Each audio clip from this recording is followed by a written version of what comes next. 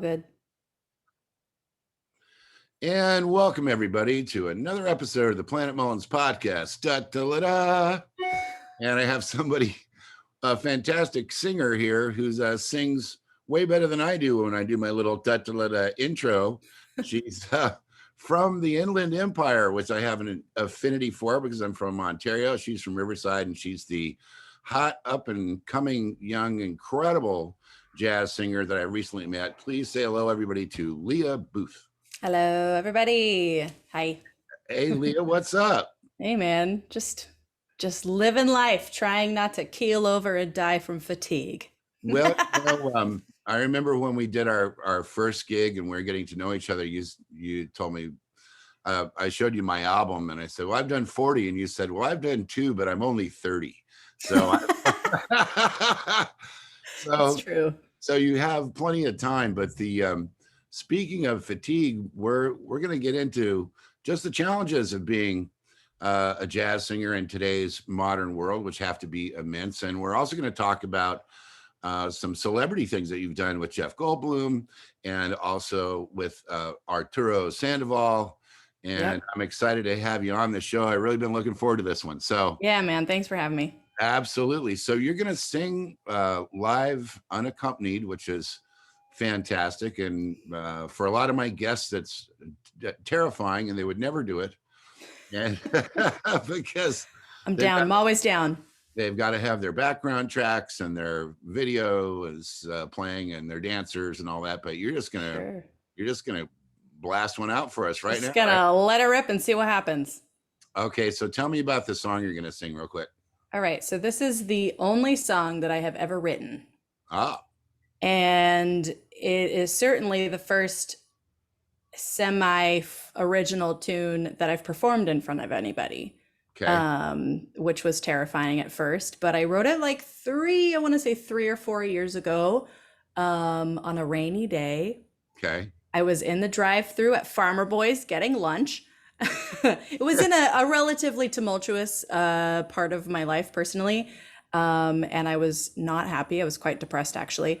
But for whatever reason, the rain was making me really happy, and I felt light, and I didn't feel depressed, and a song came. So that's what this is. It's called "I Love the Rain." Fitting. I love it. And it's on this. It's featured on your latest album, where it is very cute and actually kind of English. You look a little English to me. Thank you. I'll take it. You should take it. So is it the high collar? Okay. It might be the high collar. This is your new album, and this is a song from your new record. So let's hear it. All right. This is called "I Love the Rain."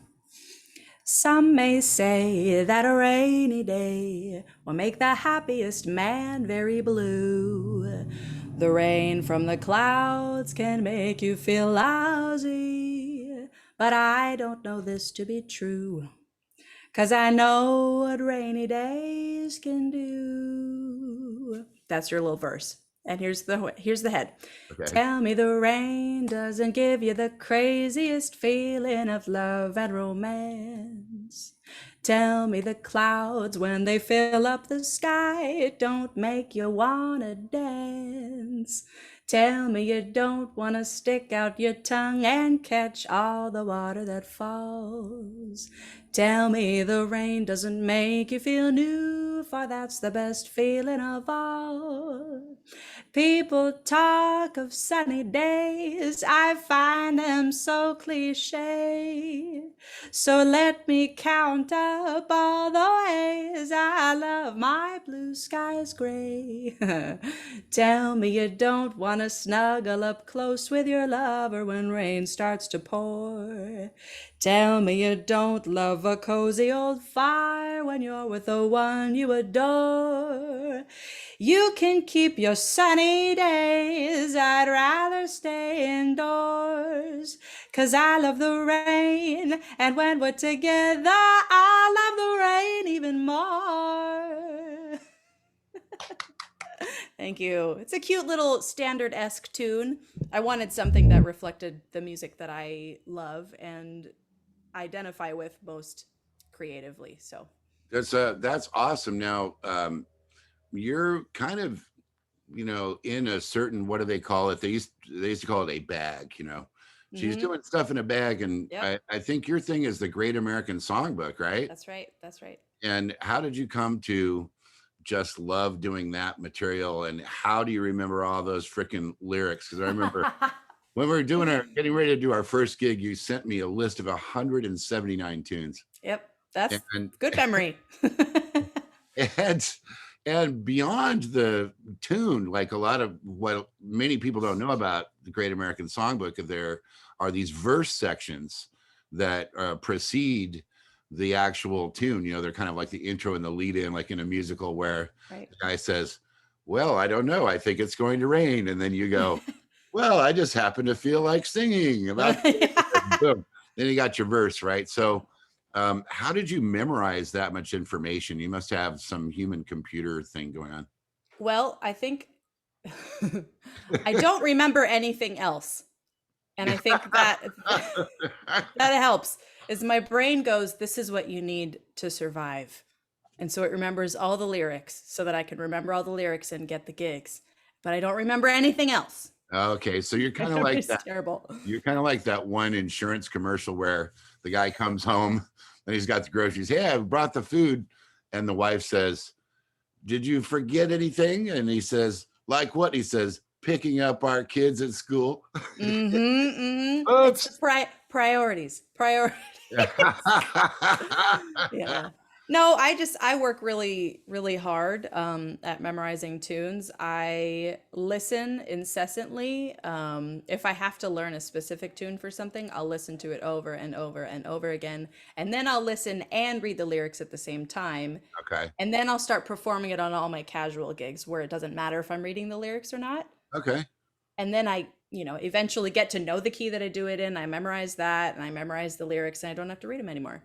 But it's repetition, honest. It's repetition. Repetition. Yeah. I mean, we used to do back in high school when I had my first bands and I was playing what you call like the casual gigs. We would just create these things, like we call them Insta standards, and they weren't tunes. Just like, okay, we're going to do like 2-5, 2-5. Yeah.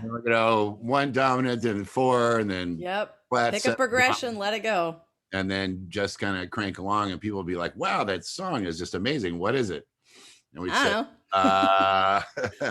quick, think of a title. Part of the vernacular. Now, did you, I've heard you scat sing, and you're an amazing scat singer. Did you specifically study anybody particular on your scat thing? I have listened to a lot of the great classic jazz vocalists and instrumentalists as well. But big influences for me are obviously Ella Fitzgerald. Anita O'Day is top for me because she was like the rhythm queen. And that's really what I enjoy playing with is rhythm. But Mel Torme, Sarah Vaughan, Betty Carter, she was like way out. She does all sorts of crazy stuff. And I just love that because I don't really enjoy playing it safe. I would much rather experiment, and if I mess up, whatever I learn from it, and then we keep going and keep getting better, et cetera. So I just screw up a lot. That's how I get better. Well, you're the only person at the venue or in the band that notices that, because I remember telling Evan after we did our very first set, I said, Lia, and I had just met you, and I said, Lia is an amazing singer because she just did an hour and she didn't sing one note out of tune, like everything, the pitch and I could understand every word, which is just these basic things. But a lot of people don't realize that. I mean, I've told this story before. I was in the studio with a guy who was an advertising executive, and he wanted to make a little demo with the trio. I said, great, what are we going to do? And he says, let's do Fly Me to the Moon. Okay, great. So we put the stuff down. He sings his parts. He goes home. We're all happy. We send him the mix of it, and then he calls and he has a meltdown saying that the studio sucks and I'm a horrible producer and nobody knows what they're doing. So I looked at the engineer at Carmen Grill. I said, Carm, pull up the guy's vocals, because he's obviously hearing something that we didn't catch or whatever. Right. And we pulled up the vocals, and it went, fly me to the moo and let me play among the star. Let me see what life is like on Jupiter and Mars. Like the guy couldn't put an S on the end of any syllable. He just left them all off because he was just, he didn't have a teacher or whatever to say, look, it's a moon. It's not a cow moo. Fly me to the moo. So we call interesting. Yeah. So, but your diction and the way that you pronounce things is just remarkably amazing. I have a choral background. Okay. Did you do Glee Club and theater and all? We didn't have that in my high school. I actually went to 2 different high schools. I started in Riverside. That's where I grew up, you said earlier. And the choir program at the school that I was at, it was not a good place for me. The teacher didn't like me. I wasn't being challenged. She was like she just was not a nice person. Well, that's what meth does when you hey, I'm not saying anything, okay? No, well, I'm going to say it, not me. I'm going to say it because I remember, back in the day in Ontario and Pomona and stuff, people would say, "Wow, you feel safe driving through Pomona?" I said, "Yeah, it's way better than Riverside because in Riverside they're cooking all the drugs out there." Have you seen it? Well, it depends on what pocket of Riverside you're at, though. Right. For sure. Yeah. I grew up with where all the ranches are. Ooh. So very close to Norco. It's like Cowtown, USA. Oh, that's out there. Actually. My high school was in a heavy gang area, actually. Right. And that teacher, my choir director there, she was like a really prim and proper lady, and her hairstyle hadn't changed since the 80s, and she was just very strict and like just not a nice person, super uptight. Uptight. So then what did you do after that? So I had a friend in Corona. She lived there. She went to high school there at Corona High. Okay. And she was in the choir program there, and that program was wonderful. And the director is amazing. Her name is Amy Basilan. Well, actually, she's Amy Eden now, but at the time she was Miss B. And she just welcomed me with open arms. I decided to transfer over there, and we actually used a friend of ours' address because it was not in my home address district. I couldn't go there. So we had to use someone else's address, which sorry if I get in trouble for that. It's all water under the bridge now. Yes, it is. Yes, it is. It's been a long time. But it was the best decision I ever made. That's so great, man. And, we had it was choral program. It wasn't Glee or show choir or anything like that. It was like classical music. So they had an all girls choir, and they had the madrigals choir, which was the top mixed choir. Okay. And my first semester there, because I transferred halfway through sophomore year, which was really difficult. All my friends were in Riverside, and I had one friend in Corona. It was really tough. But you did it for the music. You had to do it for the music. Exactly. Exactly. Exactly. That's what I did. And it was the best decision I ever made. I made it into the madrigals choir, and I was also in the all girls choir. So I had a lot of choral training. And then I got to getting ready to transfer, or I guess graduate and then go to college. I was not interested in university at all. What I wanted to do was sing in Syncopation. Now, do you know what Syncopation is? Well, I do, but I don't know it as an organization or something. Okay. Oh, right. Okay. So when I was in middle school, that same friend from Corona, her older sister sang in a top vocal jazz group called Syncopation at Mount San Antonio College. I love Mount Sac. We used to we used to take field trips up there when I was at Edison Elementary. Did you really? Yeah. They're like, we're going to go to Mount Sac today. We're like, what the hell is that? What did you do there? The pottery class, man. Oh, that's cool. Yeah, it's like I had friends who took that class actually, but I never did it. Yeah, we did a little. There was gardening and flowers and horticulture and all that, and it was just great. Yeah, they've got a good ag program too. Right, farming and everything. Yeah. So and there I was. Yes. So she was in this top vocal jazz program. We were in middle school, and we always went to their concerts. And I was like, this is what I want to do. I want to sing in this group. I grew up around singers. My parents are both singers. I grew up singing in church, and my dad's into musical theater. My mom was a songwriter, and, it was just around me. I didn't really grow up knowing anything about jazz. Nat King Cole and Coltrane were like that was the experience that I had. And then later on, Diana Krall. But I didn't know anything about jazz. I didn't know how to sing it. I just, copied what Nat King Cole did, which served me very well, I would say. How do you go wrong copying Nat King Cole? It's like, you kind of can't go wrong copying people that are that iconic. Yes, I completely agree. And it's informed a lot of my isms, I would say. Okay. Especially when singing his songs. I just love it. I just love it. Anyways, so I knew that I wanted to sing in that group. So when it came time to get ready to go to college, that's where I wanted to go. It's a community college. Like it's notorious for people staying there way past 2 years. Oh, it's just like they say these are 2-year colleges. No, people stay there forever because the programs are so good there. Good. Students just want to stay. So I got there and I auditioned for the vocal jazz program. They've got 2 groups, Syncopation and Frontline. Okay. Frontline is the entry level group and you don't have to scat for the audition. Syncopation, you have to scat for the audition. And that's the group I wanted to be in. And I had no experience scatting. But it was a 12-bar blues during the audition. And I was like, okay, I can hear it. And I had heard scatting because I had seen their concerts so much. So I just kind of did something and I made it in. Yes. Now I want to interrupt you right here because people because my show is a lot of different types of music and it's not really based around jazz very much. A lot of it is actors and voiceover people. So 12-bar blues, for people that don't know what that is, that's one of the more standard forms of jazz. And then, so 1 chord to the 4 chord and the 1 in the back of the 4, and then you do the 1 and then the 5 and the 4 and the 1. Yeah. But it's pretty simple. Can you just scat like 12 bars of blues so people know what that is?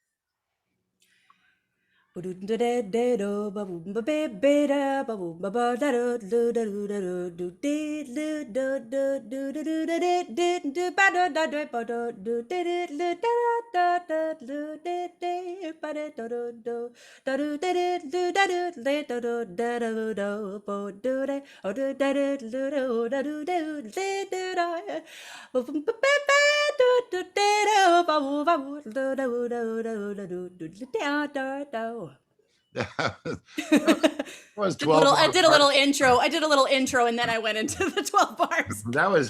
That was 12 more bars than I was expecting. So that was great. So now you're in Syncopation, and you guys travel and tour and all that? Sometimes they do. Yes, we definitely did. They've traveled all over the world, but I was there for 4 years. In the group, let me be specific. I was in the group for 4 years. I was at Mount Sac for 5 years. I did not want to leave right away because I studied other things as well. But we went to China. Yeah. And that was incredible. Yeah, it was amazing. We were there for 8 days and we placed very high in our categories. And we were there with the choral ensemble as well, chamber singers at Mount Sac. And how old? With Syncopation. Okay. Now wait a second. Now, how old are all you people going to a foreign country? Like 21 or something, and you're going early 20s. Some the youngest are like late teens, like 18, 19, because straight out of high school. Wow. To early 20s. But then we also had some what we call them super seniors who just stayed for a really long time and were still in the group because they were assets. So the director wanted them back in.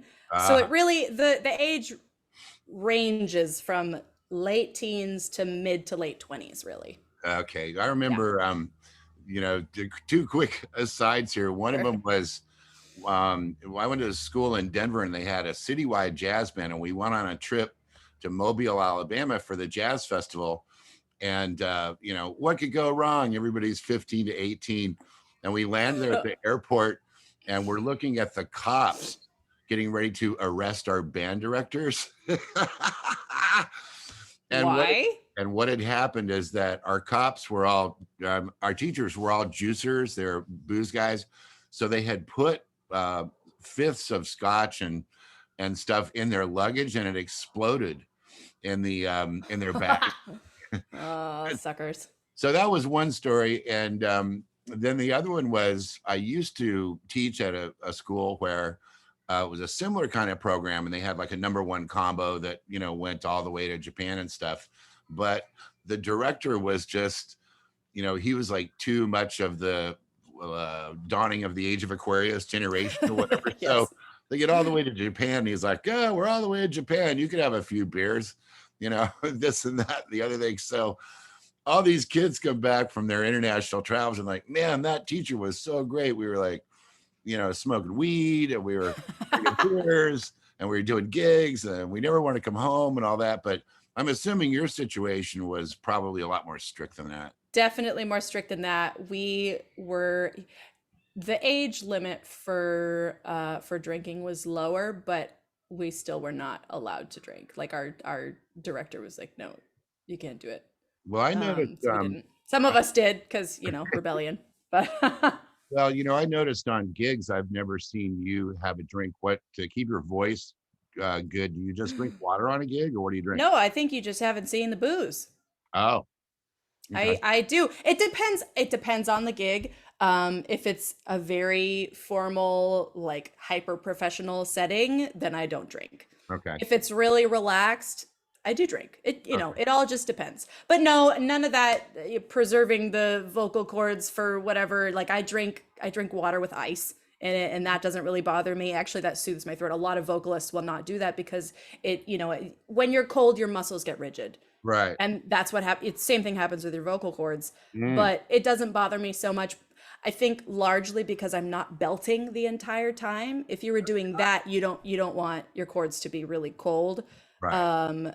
I don't belt very often. My approach is definitely more delicate, and the dynamic range is very, very wide. And I kind of live here most of the time, and then I can grow, but I live down here. Yeah. Well, I've enjoyed that part of doing the just couple of things that we've done together, because you're very able to contain your dynamics and to use things specifically for certain effects and stuff. And it's just fun to watch, because I remember a few weeks ago I was just playing this little bass line and you were singing along, and you just took the whole tune like a completely different direction. And I thought to myself, this is going to get us fired. And and then because we got a little bit loud, because when you got me excited, I started getting excited, and then there was this group of like old people way in the back, and the manager came over and he said, yeah, well, these people are kind of complaining. That's right. And I think it was a hearing aid issue, probably. That's exactly what I woke up today saying, we should talk about that hearing aid thing. Because I mean, if I was 85 and I had your voice coming in my hearing aids, I would probably just go right ahead and die and go to heaven. It would be so awesome. So from that band and from the college and everything, then how did you transition out of that to like doing your own band and making records and all that? Yeah, I had a friend of the family. His name is Keith Ward, fantastic clarinet, saxophone, jazz musician. He had a band called the Blackwood Jazz Combo. Okay. And they did a lot of like Benny Goodman, Glenn Miller, that kind of thing. I did. Yeah. So the connection for all of this stuff is kind of nuts, because the friend's older sister, who was in the group when I was in middle school, is now the daughter-in-law of Keith Ward. Ah, okay. So we're all connected. We all grew up together. So Keith knew my parents, Keith and his wife and their siblings and everybody. They knew my parents before I was born. So it was a very artistic community. Okay. So he has this band called the Blackwood Jazz Combo, and he heard that I was singing in Syncopation. So he asked me if I wanted to come sit in with his band, and I'm like, I don't know any tunes. I'm a baby. I don't know how to scat. I don't know how to do anything, and I'm terrified. And I'm like just like an indie pop singer who also sings choral and now is in this jazz program, and she doesn't know anything about jazz. But I said yes, and the first tune that I learned was When I Fall in Love. And I don't really sing that anymore. I haven't sang it in years. I think I kind of burnt myself out on it. Oh, yeah. But yeah, it clicked, and I wasn't a jazz singer yet. It took a long time for that to set in and for my sensibilities to be informed and solidified. And I mean, I'm still growing and changing things, but it took a long time for that to set in. But I kept doing it. And we had a gig every single Wednesday, and he kept having me come back and sing. And then I was an official part of his band. Nice. And you meet other musicians along the way, and you meet other venue owners, and you just create your network. And that's what I did. So I was doing other things. I was in school. I was studying sign language interpreting. I was working at What? Chipotle. Yeah, I was studying ASL.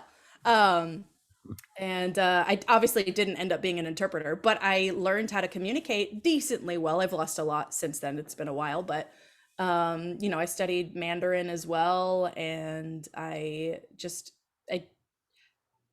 throughout that whole experience, having other jobs, I work in disabled student services. I worked at Chipotle.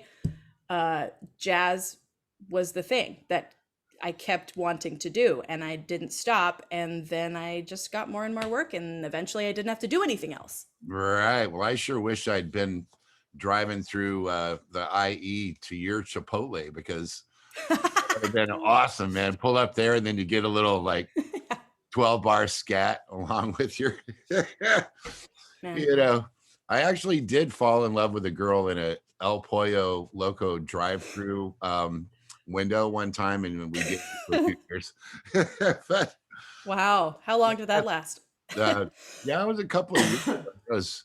It was pretty fun until she ran out of coupons, and then I had to switch Oh back my, to McDonald's. oh my God. But anyway, so you made Nice job. Bravo. made your transition into doing the jazz thing, and Yep. what I just found interesting in looking at your song list is that you're not really throwing in like pop covers or No. anything like that to make the gigs more commercial or No. make you more viable or whatever. It's kind of like a really specific thing that you're in. So in narrowing it down to that, do you Yeah. think that's really helped like create this identity that you've got right now? Definitely. I committed to it. I will do some pop tunes if I have to on a gig, but generally I don't like to do it. And I don't typically have to. But doing this exclusively has definitely allowed me to sharpen my craft pretty early on, and I've just been able to, to fine tune things and really focus on the creativity of it. Yeah, I just hearing you just nail all these wacky intervals. I was watching some video of you. Um, I don't remember where you were playing, but you were just singing these amazingly weird notes Thank and you. these leaps and jumps and stuff. Now, do your parents come to your gigs and Yeah. you Yeah, know? they do. My mom more so than my dad. My dad's very busy. He's a therapist, and Okay, so his schedule's a little tough, but my mom comes to a lot of my stuff.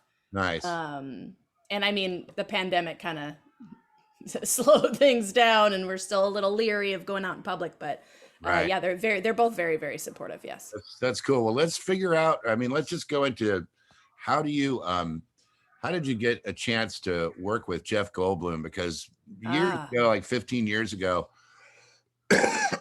my personal assistant's girlfriend showed up at the excuse me, at the coffee shop there, and she had just made out with Jeff Goldblum, and she was all excited. what? 15 years ago, that's kind of how it worked. How does it work now? That is not how I got the gig. I'm sure. I was recommended to his manager by their bass player. His name's Alex Frank. He's a good friend of mine. Okay. We've worked together just a few gigs here and there, but he recommended me. And so I got a call from their manager, To from do the what? band manager, to sing at the Pendry Hotel, or the Pendry Hotel. The room is called the Sunrose. It's called the Sunrose. It's Oh, yeah. beautiful, and it was brand new. They just opened it up. It wasn't even open to the public yet, but this past, I think I started in October. They were doing a little residency there, I see.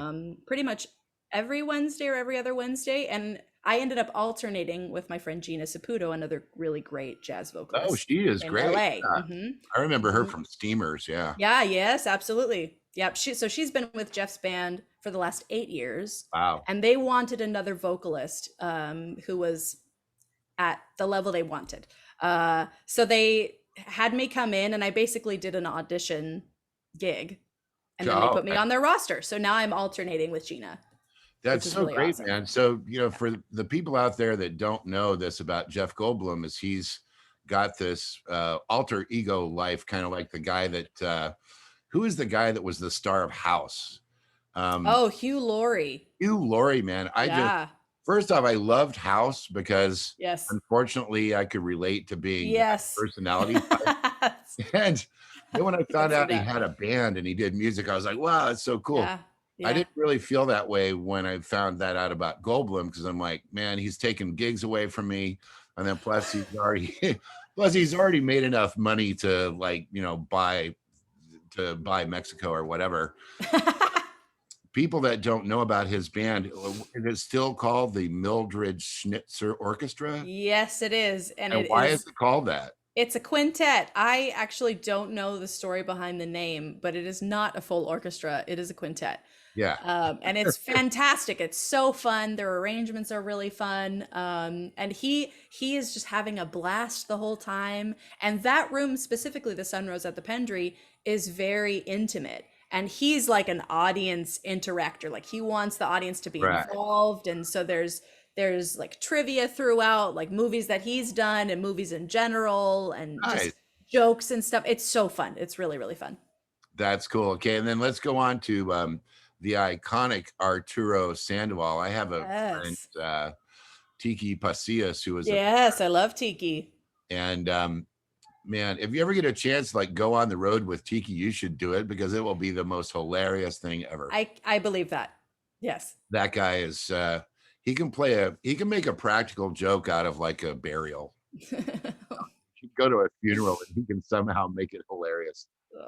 But yeah, Arturo, tell me about that. Was that in the studio or what? No, so I just started working with Arturo in the last couple of months. A friend of mine, Tony Guerrero, producer, trumpet player, jazz musician, he has been working with Arturo for the last year or so. Okay. And Arturo was looking for a vocalist for his show at Catalina.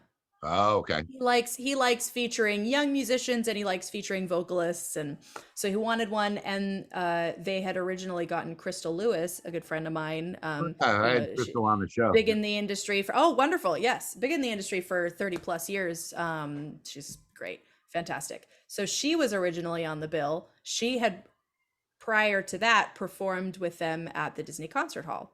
Nice. So he was like, oh, I know Crystal. She's great. Let's have her on the show. But she was unavailable. Okay. So then Tony recommended me. Aha. So I did the gig. And during our sound check, we had planned on doing like maybe two tunes. We were going to do Twisted, which is my favorite real kooky tune. And it kind of shows off all of the wacky things that I like to do. I love it. It's my favorite. I love it so much. We did Twisted, and then we did like Don't Get Around Much Anymore or something like that. Some easy medium swinger. Right. And he loved it. And then he asked me if I would sing Smile. Like, do you know Smile? Will you sing it with me as a duet? And he had this whole thing planned out where I like sat in the audience at his wife's table, and nobody knew that I was the singer. And he's got this wireless mic, and he starts the song, and then he walks out into the audience, and then he sings. And then when it comes to my part, he stops at me and he hands me the mic, and then I start singing, and the whole room is like, who is that? It was really fun. It was really fun. But he kept throwing things at me because he knew I could handle it, and he liked what I was doing. And when it came time to do Twisted, he was like, you know what? We're not going to do Twisted. We're just going to do a blues, and we're going to make the whole thing up. So we didn't do a head, we didn't do established lyrics, nothing. We made the entire thing up, and it was so fun. It reminded me a lot of Bobby McFerrin, how he works with his audiences, and he brings random people up on the stage, and they just improv the whole time. Right. That's what we did, and it was just a blast. So from then on, he's been contacting me, and we've been doing things here and there. And he actually came to my CD release concert. Nice. And he sang with me on stage. He played the trumpet, and he sang with me. We did the same blues thing. We just made shit up the whole time. Wow, it's so great, awesome. Man. Yeah, well, it was awesome. At your tender young age, you're making your way into the world of the big namers. I'm working on it, man. Now, you have because in talking to your assistant and stuff, she said, "Oh, be sure you mention this," and she's doing this residency, and she's got this gig and that gig. Yeah. And I thought, since it's not really date specific other than this is to promote your new album, but everybody can find your schedule where, Yes. like your Yes. website or your It's link. on my website. It's on my Social. website. It's liabooth.com, liabooth.com. There's a Okay. calendar on there. I've got Okay. stuff you can listen to on there. You can buy a hard copy of the album on the website as well. Nice.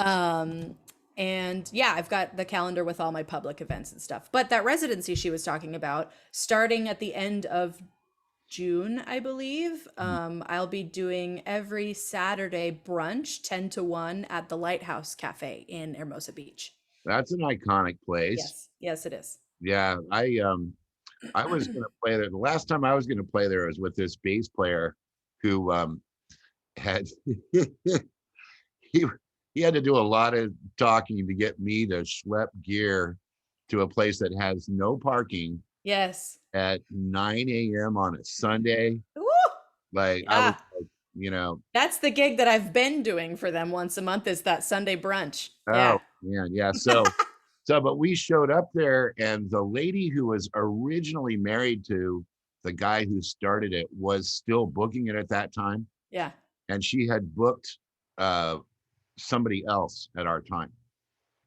So we get there, we got all of our stuff, we set it off to the side, and then there's this kind of angry, bald, skinny dude with his Kurt file already up on the stage, and he's looking at me like, hey man, don't get near this area, because so it ended up happening that I carried my gear in, part of it, and I put it back in my car, and then I went and had brunch, and I made the bass player that screwed that up send me a check. So Hey, there you go.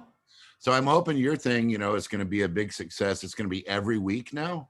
Every week, every Saturday, 10 to 1 for the entirety of the summer. Wow. Well, that's going to be incredible. And for those of you that have never been to the Lighthouse, it's probably the longest lasting, most iconic jazz place in all of Southern California. What year did they start that? In like 1950 or something? Something like that. I'm not quite sure. As you walk in, all of the pictures on the walls are these autographed photos of everybody going all the way back to Sinatra, and everybody in the world has played there. Mm-hmm. Yep. And we can't forget the more recent film La La Land.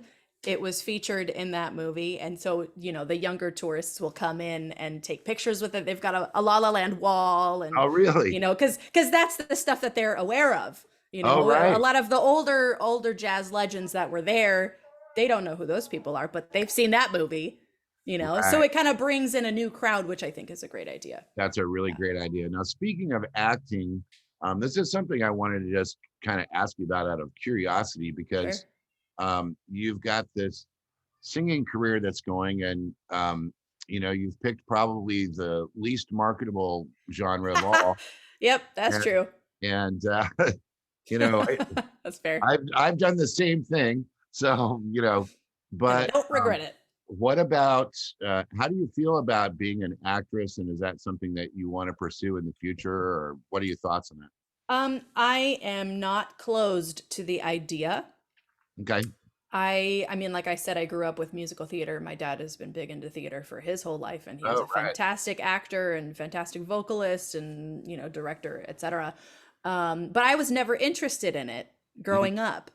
But as I've gotten older and I've had more experience, schmoozing on stage, and in Jeff Goldblum's band, the manager will hand me a sheet, a joke to read or something. Oh, really? Right before I get up on stage. I have not seen it prior to that. I haven't had time to prepare, and he just expects me to deliver it.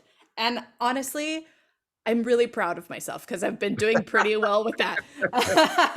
just getting over the nerves of doing something like that and just delivering it and being quirky and goofy and performative, So I'm not closed to the idea. If the opportunity presented itself, I would absolutely consider it.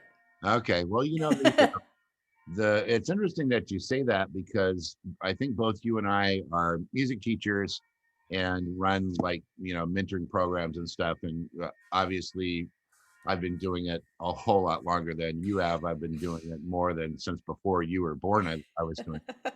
But some of I just want to pass this along. Some of the students that I've had over the years in particular, Amber Stevens West, who you probably don't know of, but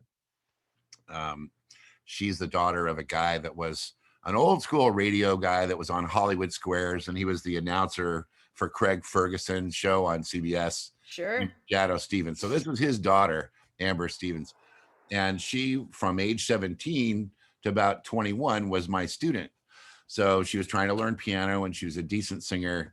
And what was so unique about it is that, you know, the lessons were $125 an hour, and she would show up and pay $500 a month out of her own account. Wow. And so I'm like, you know, I called my friend Robert, who introduced me to Shadow. I said, how is this high school senior able to pay me $500 a month out of her own account? He says, well, she's on the cover of 17 this month. And then next month she's doing Marie Claire. And then the month after that, she's going to be, you know, something else. So here she was trying to make her music thing go. She was already a model because she was so incredible looking. But you know what she did that I thought was just so wacky? The music thing didn't really go that well. It was really slow, and everybody's like, yeah, there's a million kind of R&B-ish type girls out there singing this stuff. Right. So what she did is she signed up to study acting at Santa Monica College, of all places. Mm-hmm. Within 6 months of being there, she got a role in Rent. Wow. And it was a traveling role in Rent. And then there was a show called Greek, which was, she was the best friend on that show. And then what was the other thing that she did? It was some huge NBC series. And so now she just kind of sings for her own pleasure or whatever, but she's, you know, become extremely successful doing that. Another student of mine, Olivia Olson, who was a child prodigy in my program, she opted into, her dad was, you know, kind of like your dad is in the business in a way and stuff. Yeah. And, you know, nobody really cared that much about her singing. So she started doing voiceover stuff on Phineas and Ferb. Oh. And yeah, I don't know what character she is because I don't watch the show. Sure. But she's done really well doing that. So I'm just wondering if at some point we're going to be hearing you. And I think you would be great at voiceover. Thank you. I think you would be super good at that. And I know a guy that I just interviewed. The last guy that I had on the show, I should introduce you to him for that kind of stuff because you guys would be great. And I'm open to it, definitely. Okay. Well, I can't thank you enough for taking time out of your busy day to shoot the breeze with me for a little while. And your new album, let's talk about it a little more. What's the album called? It's called Life Can Be Beautiful. Here it is once more. Okay. Life Can Be Beautiful. The title track, let's see, where is it on here? Life Can Be Beautiful, number 2. Aha. That's the title track, recorded by Beverly Kenny in the 50s. And actually, I'm not really aware of other recordings of this tune. So we wanted to do some recognizable standards, some originals. So there are some originals of Tony Guerrero's on here. There's the original of mine that you heard earlier. And then there are some obscure tunes on here that are still in the American Songbook vein, but not as well known. Life Can Be Beautiful is one of those tunes. Beautiful. And this is your second album, right? This is my second album. Yeah, I recorded a duo album with guitarist Will Brahm in 2018. And that's a much different vibe than this. They're all standards, but it's like lullabies after lullabies the whole time. Right. It's very mellow, and I love it. Yeah. Oh, good. Did you like it? I like your new one better. And I'm thinking, you know, since I'm more about kind of the recording and the composing thing and the studio thing, it's all one process for me now since I've done so much of it. And I'm thinking it's just going to be really exciting to see all the different directions that you go to. And you know, you probably don't know this, but I was Tony's producer in the 90s. Were you really? Yeah. So he had a big hit album called Mystery, and I was the producer of the album. Wow. And, you know, it was, we have a long, crazy history that neither one of us admits to. Story for another day, perhaps. That's right. So folks, this has been Lia Booth as my guest. She's the future of jazz vocals and traditional jazz music. She's from Southern California. She's an absolute genius. Do you have perfect pitch or a relative or what? I have very good relative pitch. Yeah. Yeah. Really good tonal memory. I do not have perfect pitch, but thank you. Yeah. And you can see her. She's all over the place. She's appearing everywhere. Good chance that if you end up going to a Jeff Goldblum gig, she'll be on it. She's working with Arturo Sandwall. She's doing residencies at the Lighthouse. She's got a busy career, and go check her out. Go see her play, and you will not regret it. So this is Rob Mullins signing off. Thank you, Lia, for a wonderful show. And Thanks for having me. I'll see everybody on the next one. Bye-bye.